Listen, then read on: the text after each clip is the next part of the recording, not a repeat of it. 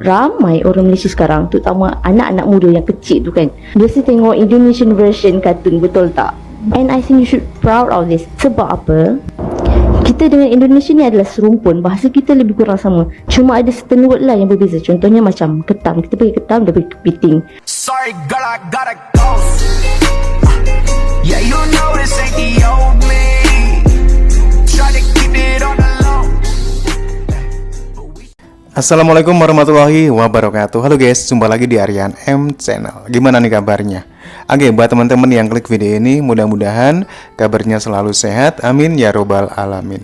Jangan lupa dukung dengan cara like, juga subscribe. Baik, di kesempatan kali ini saya mau reaksi sebuah video dengan judul Orang Malaysia Resah, Anak-anak sampai orang dewasa suka berbahasa Indonesia. Oke, seperti apa videonya? Sebelum kita berkomentar, kita akan lihat dulu. Sumpah di ngakak banget, Malaysia resah, anak mudanya banyak yang fasih bahasa Indonesia daripada. Macam mana? Asal main game, asal apa-apa saja, anjay. Bantai mereka. Banyak lagi. Macam mana juga? Satu pengaruh game, satu pengaruh dari YouTube. Yang satu lagi gara-gara si Susanti di Upin ndak lama ni aku cari dia ni, aku colik dia ni. Kasih apa dong? Kamu anak sih? Kamu anak siapa? Apa anak babaku? Kita hidung dong. Kamu kayak mana? Kamu nanya. Kamu kita tanya. Biar aku cari tahu ya.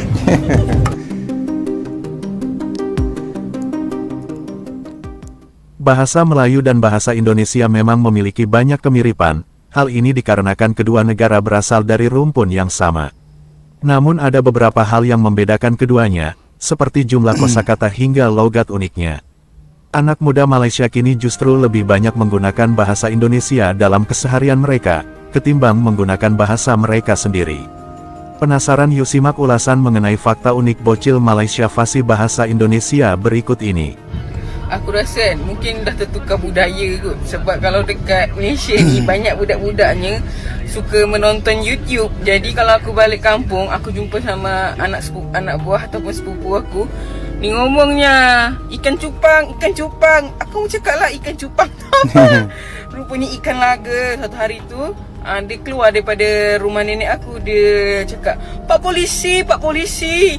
Aku salah. Kalau kita orang selalu macam polis je tu. Aku cakap, mana kau belajar bahasa Indonesia ni? Lepas tu dia kata, banyak nonton Roblox. Ya kalau di sana banyak nonton Upin Ipin, kalau di sini banyak nonton Roblox. Robloxnya kan orang Indonesia aja kan. Kalau aku pergi ke Indonesia pula, budak-budaknya seronoknya. Masa tu lah semua bahasa dia nak i-kannya. Masa Upin Ipin cakap i kan. Ada satu cerita. Hari tu waktu raya lepas, Ella jumpa dengan seorang kawan Ella ni. Dia guru tuition English dan dia ada seorang anak perempuan umur 6 tahun lebih kurang macam tu. Ceritanya macam ni. Waktu kelas, mama dia suruh anak dia ni pergi tengok cerita YouTube dekat YouTube tau. Sebab waktu mama ada kelas online, jadi anak dia tak boleh kacau. Then before the class, mak tu jumpa dengan Arisa. The mom said like this, Arisa, later when I got a class, you get into your room and you watch a story that you want to watch. Later I will ask you need to share what story I'm telling about. And then class pun start. Arisa pun masuklah bilik dia. After 2 hours kan, Arisa jumpa balik dengan mama dia. And then suddenly she's totally beyond what her mom expected. You know what she said? She said like this, ya ampun mami, aku lagi ketiduran, maafin gue ya. Mak dia bahasa Indonesia. Sungguh-sungguh mak dia expect anak dia tengok cerita Inggeris, but suddenly she is watching Indonesian story. I've been thinking so many parents can relate this story, because ramai orang Malaysia sekarang, terutama anak-anak muda yang kecil tu kan, biasa tengok Indonesian version kartun, betul tak? And I think you should proud of this. Sebab apa?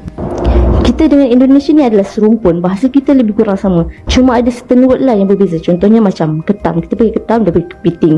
Kita panggil baldi, dia panggil emper. Oh, for your information, kalau nak tahu, otak yang mampu menguasai banyak bahasa adalah satu jenis kecerdasan yang korang patut banggakan. Biasanya orang gelar benda tu adalah polyglot, di mana dia boleh berbahasa dalam pelbagai bahasa. Bahasa adalah satu seni. Tak kisahlah boleh bahasa apa, Inggeris ke, Mandarin ke, Jepun ke, Korea ke, Indonesia ke, Jawa ke. You should proud of it, because bahasa yang menghubungkan antara manusia dengan manusia lain. Bila kita boleh berbahasa dengan Ya, elok, benar orang boleh faham sekali. apa yang kita nak, dan di situ komunikasi berkualitas. Teman-temanku dari Malaysia malah ngomong sama aku pakai bahasa Indo. Pas aku cuba ngomong bahasa Melayu, mereka malah nyuruh pakai bahasa Indonesia aja. Okay, sebab diorang yang stay kat Malaysia tu tiap-tiap hari mereka nonton sinetron. Sebab itulah diorang faham apa yang orang Indonesia cakap. It seem like sama je macam orang Indonesia tiap-tiap hari nonton Upin Ipin, berboboi pada zaman dahulu. So mestilah mestilah orang Indonesia faham kan apa orang Malaysia cakap. Macam tu lah. Halo Indonesia, Malaysia, korang tahu tak? Tengok ni, pakcik ni orang Malaysia tahu. Dia boleh bercakap bahasa Indonesia.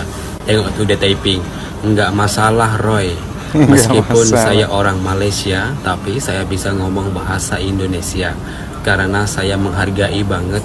Tak Karena masalah. kita adalah negara yang serumpun. Tengok tu, dia pandai bahasa Indonesia. Lepas tu, tapi kenapa kalau kami orang Indonesia yang bekerja di Malaysia yang mahu belajar bahasa Melayu, lepas tu korang marah. Lagak sangat kau ni pakai bahasa Melayu, lagak sangat. Padahal kita menghargai, lepas tu nak belajar. Itu yang paling penting, nak belajar. Rugi tau kalau datang ke Malaysia merantau tapi tak belajar bahasa Melayu Malaysia. Itu message Roy pada korang TKI di Malaysia. Mari saya beritahu guys, ini ngakak sih. Anak-anak muda di Malaysia lebih fasih dalam bahasa Indonesia daripada bahasa Melayu. Hal ini di pikiran mereka, anak-anak Malaysia terlihat lebih keren jika bisa berbicara bahasa Indonesia. Dan ada komentar orang tua yang menegaskan kepada anak-anaknya bahwa Perdana Menteri Malaysia saat ini masih Ismail Sabri, bukan Joko Widodo. Jadi anak-anak di Malaysia terpengaruh oleh YouTuber dan influencer dari Indonesia guys. Bukan karena Susanti ya guys ya, kasihan gitu sama Susanti, dimana lagunya sekarang viral dan sekarang dibawa ke isu ini. Jadinya Susanti merasa bersalah guys, dan sampai mau pamit juga guys balik ke Indonesia karena kejadian ini. Jadi kasihan guys, jadi jangan salahkan Susanti karena Susanti nggak bersalah guys. Saya mau Stitch this video if you're a Malaysian and you can speak bahasa Indonesia fluently. Aku bukan orang asli Indonesia, aku dari Malaysia. Tapi aku punya teman-teman sih dari sana. Kayaknya aku bisa bicara bahasa Indonesia dikit-dikit.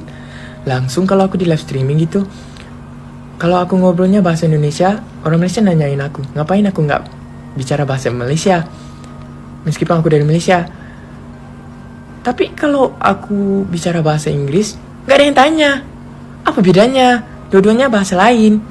Kita tetangga, nggak usah berantem gitu, damai aja. Ya.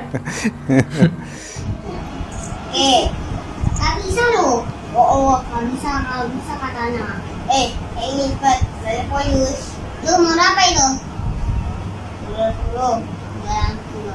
Oke, yang kedua. Kue. Apa yang saya sembangkan tadi tu hanyalah benda-benda kecil yang melibatkan bahasa Malaysia kita ni. Sekarang ni antara isu yang paling besar adalah kerajaan negeri Sarawak yang hendak menggunakan bahasa Malaysia dan juga bahasa Inggeris dalam urusan pentadbiran kerajaan. Malah mereka kata mereka tak kisah apa orang lain nak cakap, mereka nak teruskan juga. Berita-berita ni keluar merata di media sosial dan apa yang menyedihkan saya adalah ramai orang negara kita ni yang anggap bahasa Malaysia ni dah tak berguna, lekeh, tak ada standard, seolah-olah tak relevan lagi. Banyak kali dipersoalkan apa guna bahasa Malaysia. Ramai yang cakap dunia menggunakan bahasa Inggeris maka kita perlu kuasai bahasa Inggeris. Buat apa guna bahasa Malaysia? Malah ada yang bagi contoh, ibu bapa di China mula memastikan anak-anak mereka fasih berbahasa Inggeris. Walaupun negara China tu sendiri merupakan satu ekonomi besar dunia, mereka pun belajar bahasa Inggeris. Yang kita ni duk sibuk nak guna bahasa Malaysia. Sedih saya duk baca komen-komen pelik macam tu. Anda jangan salah faham tau, saya tak kata bahasa Inggeris tu tak penting. Malah kalau boleh saya nak tengok semua orang Malaysia ni mahir sekurang-kurangnya dua bahasa. Bahasa Malaysia, bahasa Inggeris. Dan bukan hanya gunakan secara biasa-biasa saja, tapi mahir dan fasih. Ya, begitulah kekecewaan rakyat Malaysia atas kegagalan bahasa Melayu di negaranya. Apa pendapat Anda?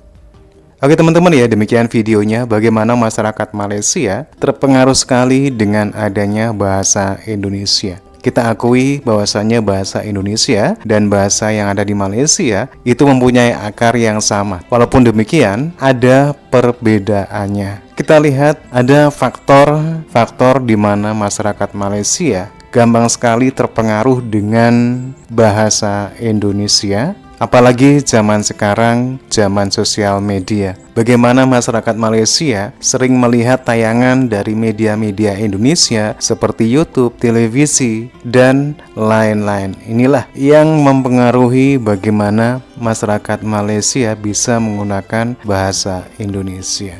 Berbicara soal bahasa di Malaysia, memang persoalan bahasa sampai saat ini di Malaysia itu selalu muncul menjadi topik perbincangan di media-media ataupun di forum-forum bahasa di Malaysia. Dikarenakan bahasa Malaysia, bahasa Melayu di Malaysia sebagai bahasa resmi itu belum bisa menyatukan seluruh masyarakat Malaysia. Dikarenakan masih banyak warga Malaysia terutama non-Melayu yang tidak fasih berbahasa Melayu walaupun notabene warga Malaysia. Oke teman-teman ya, demikian videonya. Bagaimana nih menurut teman-teman? Silakan teman-teman bisa berkomentar. Terima kasih. Jangan lupa like, subscribe, dan wassalamualaikum warahmatullahi wabarakatuh.